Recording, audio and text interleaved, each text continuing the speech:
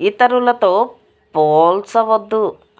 ఆ మాటలు సౌలునకు ఇంపుగా ఉండనందున అతడు బహు కోపము తెచ్చుకొని, వారు దావీదునకు 10,000 కొలది అనియు నాకు 1,000 కొలది అనియు స్తుతులు పాడిరే.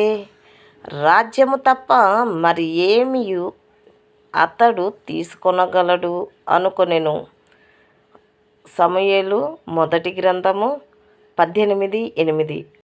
అనేక సమయాలలో మనలను ఇంకొకరితో పోల్చుకుంటాము. ప్రారంభించే వరకు మన జీవితంతో సంతోషముగా ఉంటాము. దావీదు 10,000 మందిని ఓడించాడని, 1,000 మందిని చంపాడని ప్రజలు పాడటం రాజైన సౌలు వినినప్పుడు అతని దృక్పథం మొత్తం మారిపోయింది. ఇక తను విజయాలతో అతను సంతృప్తి చెందలేదు. ఇప్పుడు అతను అసూయతోనూ మరియు ద్వేషముతోనూ ఉన్నాడు. అతను దావీదును అనుసరించడంలో తన మిగిలిన జీవితాన్ని వృధా చేశాడు.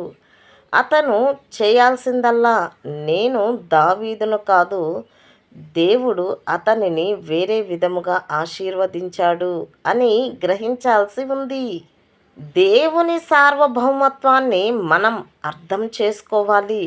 ఆయన ప్రతి వ్యక్తికి వివిధమైన వరములతోనూ, వారికి ఇయ్యబడిన సామర్థ్యాన్ని బట్టి వివిధ ప్రతిభను ఇస్తారు. ఇది మనకు న్యాయంగా అనిపించకపోవచ్చు, కానీ దేవుని మార్గాలు మన మార్గాలు కాదు.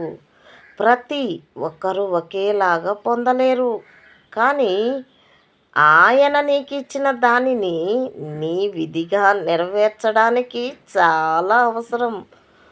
నీవు సౌలువైనా 1,000 మందిని ఓడించగలిగిన, లేదా దావీదువైనా 10,000 మందిని ఓడించగలిగిన సరైన దృక్పథం ఎలా వాడాలంటే, దేవుడు నాకు ఇచ్చిన దానితో నేను తృప్తి పడతాను మరియు దాని నుండి ఎక్కువ ప్రయోజనం పొందుతాను అని నీ దృక్పథం ఉండాలి.